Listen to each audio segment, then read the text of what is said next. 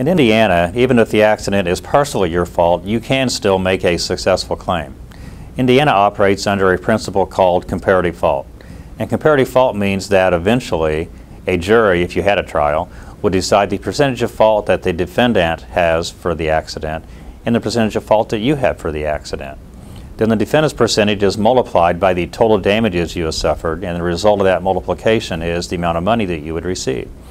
So for an example, if you have total damages, medical bills, pain and suffering, wage loss, that adds up to $50,000, and the defendant is 90% at fault and you're 10% at fault, then the verdict would be 90% of $50,000, which would be $45,000.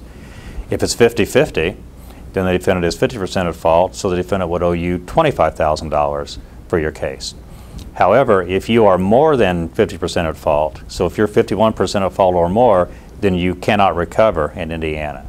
So you can win even though you are partially at fault. It just depends on what percentage your fault is compared to the fault of the person or the company who caused your injuries.